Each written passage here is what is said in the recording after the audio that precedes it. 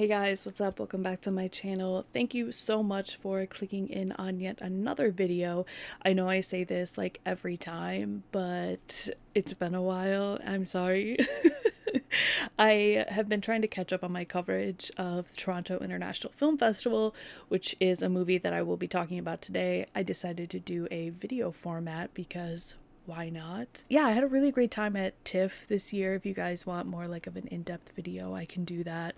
But I wanted to sit down and talk about this movie. I have seen it 2 times now. I saw it at TIFF with a press screening, which was a lot of fun. I was kind of nervous about seeing it with a room full of press of people I didn't really know, and it was kind of intimidating, but the crowd reaction to stuff was so hilarious.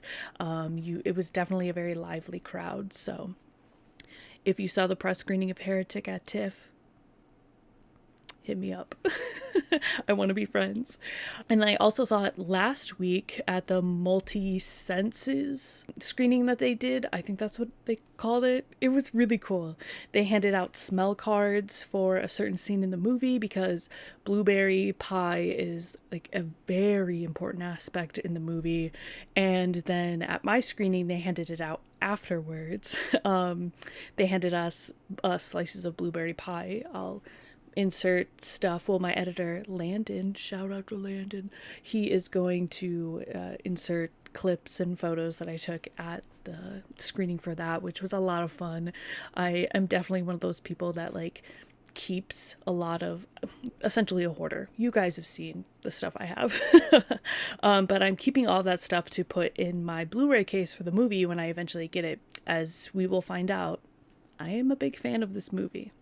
Like I said, I saw this twice with 2 packed crowds, and it was one of the most fun theater experiences I've had in a while. So let's jump into the movie because I cannot wait to talk about this any longer. I'm going to be pulling all the information for Heretic off IMDb. It's just the easiest place for me to go. The synopsis says 2 young religious women are drawn into a game of cat and mouse in the house of a strange man. Now, the strange man in this movie is played by Hugh Grant, and he goes by the name Mr. Reed, and he has like these huge like glasses that take up like half his face. He's got like Mr. Rogers. It's basically if Mr. Rogers was like psychotic basically. There's also Sister Paxton and Sister Barnes. Sister Paxton is played by Chloe East, and Sister Barnes is played by Sophie Thatcher. The film is directed by the duo of Scott Beck and Brian Woods. You might know their work from The Boogeyman, A Quiet Place. They wrote that film, as well as 65 with Adam Driver. Now, the script for this movie, it rocks. It really does. It's got pop culture references. It's got religious philosophy. It makes you really question. I mean, I'm not very much a religious person at all. Didn't really grow up religious. So I don't really have religious guilt or religious thoughts and anything like that. So like going into this movie, I was just kind of looking forward to a game of cat and mouse. I love cat and mouse movies, and throwing in like it's psychological horror.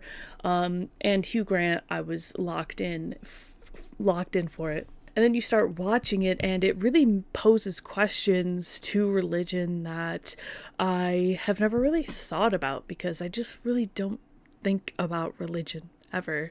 And like finding out the one true religion. Essentially, it's these 2 young women go door to door talking about the Church of Latter-day Saints, and they stumble across his home, and right from the start there's just kind of something about him that is very off-putting, at least to me. And although they pick up on it fairly quickly, I feel like the script never gets dull and it never gets really boring, in my opinion. It's very clever, it's very snippy, and these 2 women are very intelligent. At no point in the film does it make them seem stupid for being religious. If anything, their faith kind of empowers them, which I thought was really cool. And again, Hugh Grant, there's just like a video of it playing in my background. Hugh Grant is just so sinister in it. His facial expressions, you know how he always does like the faces and stuff. And he has like this grin and these eyes that are just, when he smiles, it's like, okay, like you're handsome and everything, but there's just something like behind it that is evoking something very like icky inside of me. And it is no different in this movie. He is absolutely strange in every complimentary way it could be complimentary. Now, Sister Barnes and Sister Paxton, they both are in the church, but Sister Barnes was kind of brought into it through marriage, and Sister Paxton was raised in it. So I like that type of duality between them, where they both believe in the same things, just with like a slightly different worldview on things, which I think is really cool. I love how they interwove that into the script, and Sophie Thatcher and Chloe East do an amazing job. They have great chemistry together. The opening scene of them, once you see it, I don't want to spoil it, but once you see it, it's just like instant chemistry and really has you locked into their relationship as two women they're just doing what they feel is right for their God and their religion. And I think it's very endearing. There's some really interesting aspects or questions that the film kind of raises about belief and disbelief, and is everything just kind of a rip-off of something else? And even sitting with the film, I've seen it twice, and sitting with it after the second viewing, you think about the questions that it asks you in different ways, and you even think about things in your life kind of a little bit differently, which I always love films that make you think. It reminded me kind of like Barbarian in a way, kind of mixed with Saw also, and like just throwing in, like, it touches on like all religions. There's Jar Jar Binks reference, and when you see it in the movie, you're gonna be rolling. It is great.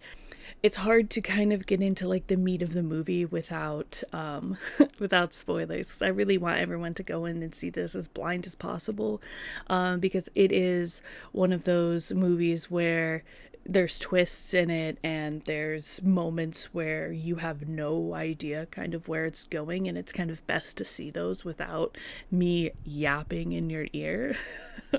But what I will say is that the film keeps you on your toes, keeps you guessing throughout, and it is one of the more intelligent horror films I've seen this year, and Scott Beck and Brian Woods really made it something unique. I don't really reach for religious horror films that often. I say this as like Immaculate and The First Omen are like two of my favorite horror films of the year. Outside of the kind of like main points I've already hit on, if I kind of had anything that I didn't enjoy about the movie, is that there are a lot of like monologues. If you're like a fan of Mike Flanagan, I feel like you'll probably enjoy the monologues in this. And I'm not to say that the monologues are bad or anything, it's just there is an extended point of the movie when Sister Barnes and Sister Paxton are like, all right, we're ready to go, and it just kind of goes on and on and on, and it's interesting almost to a fault, because it gets you so into thinking about like all of these religious questions, and it almost kind of takes you out of the movie just a little bit. But other than that, I would probably give this movie 4 out of 5 stars.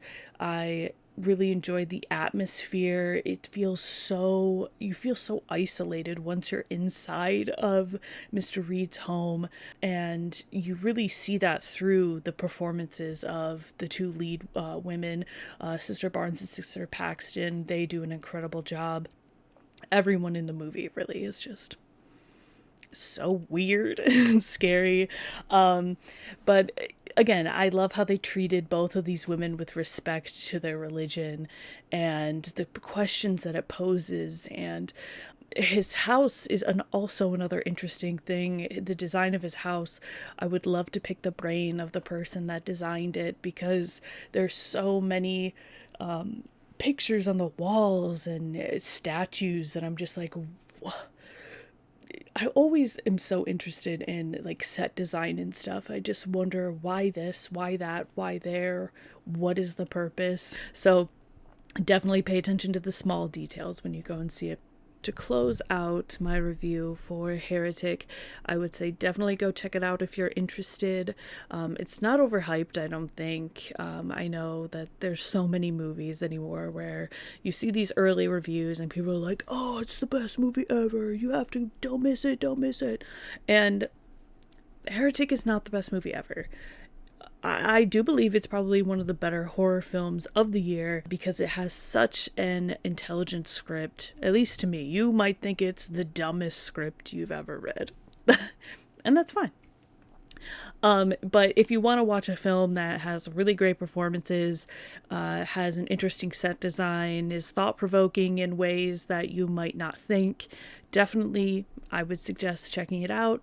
And if you do check it out, let me know in the comments below. And as always, I will see you guys in the next one. Bye!